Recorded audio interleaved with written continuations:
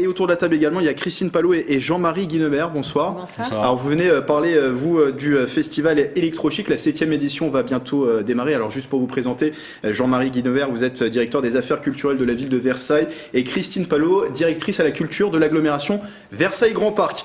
Alors d'électro, on en parle justement aussi avec cette information juste avant de parler d'Electrochic. La billetterie de l'événement Versailles Electro est ouverte depuis ce midi. Ce sera le samedi 27 mai dans les jardins du château de Versailles. En tête d'affiche, on peut voir juste l'animation s'afficher du côté de la régie. Il y aura Martin Solveig et Kungs. Alors on me dit qu'on ne l'a pas en régie. Juste pour vous préciser que le prix des places va de 45 à 250 € et que les informations et la réservation est à faire du côté du site du château de Versailles Spectacle. Alors, on parle d'un autre événement. Là, on parlait de Versailles Electro, on parle bien d'Electrochic à présent. Juste avant de parler du tremplin des voix, c'est un événement qui prend de plus en plus d'ampleur d'année en année. Et cette 7e édition va réunir 23 artistes dans 8 communes de Versailles Grand Parc. Ce sera sur 2 week-ends, du 9 au 18 mars. C'est une 7e édition qui se démarque des autres ou finalement on est dans la continuité de ce qui a pu se faire dans les éditions précédentes? Christine Palot?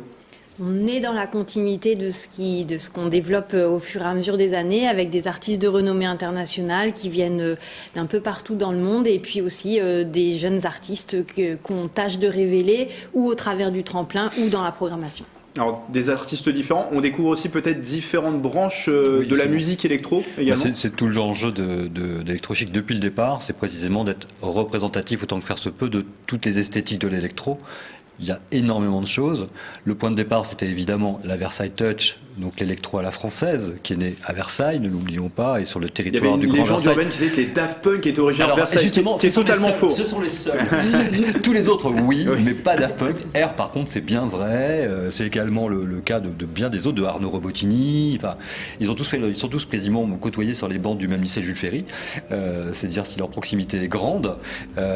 Mais pour le coup, pour ce qui est de Daft Punk, c'est non. Voilà. Tous les autres, c'est oui. Et précisément, on s'est appuyé sur cette antériorité, cette histoire.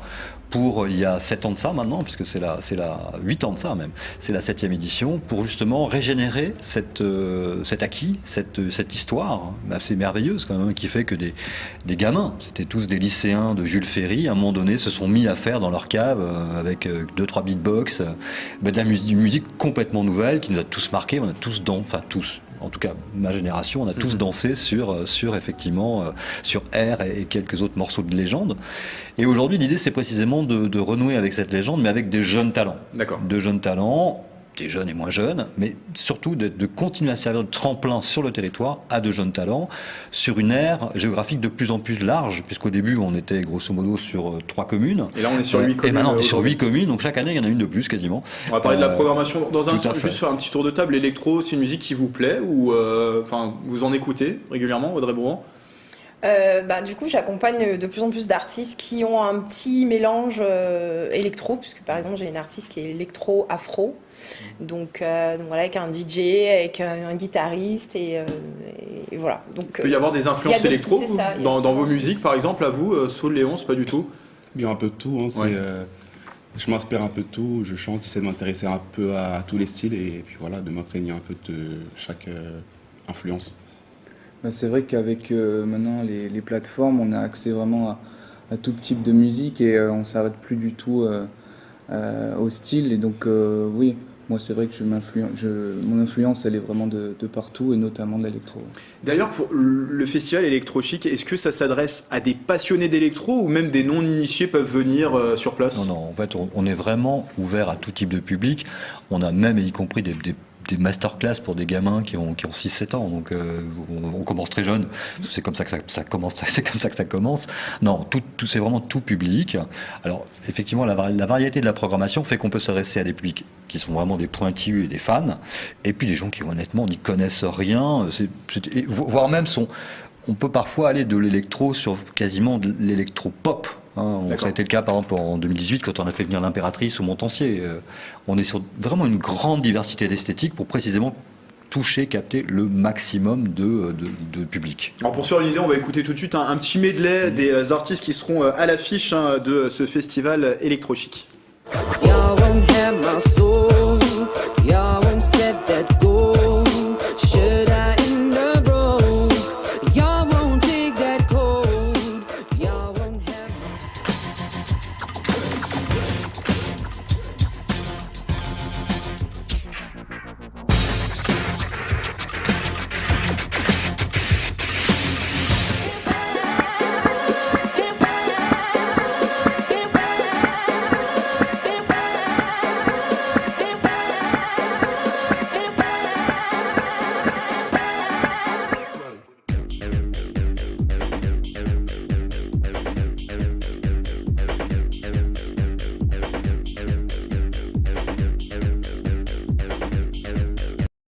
ce n'est qu'un petit échantillon, parce qu'on le disait, 23 artistes qui sont mais on entend bien, programmés. on entend bien ce mélange des esthétiques dans un même festival. C'est vraiment le pari, parce qu'effectivement, la plupart des festivals électro choisissent une ligne très très caractéristique. Le pari qui a été fait depuis le départ, et c'était particulièrement l'objet de nos discussions, nos premières discussions avec Joël Gainsburger, qui est le patron de Londe et avec lequel on a créé ce festival il y a maintenant 8 ans, c'était précisément d'arriver à avoir cette diversité des esthétiques qui était aussi représentative de la diversité des villes participantes.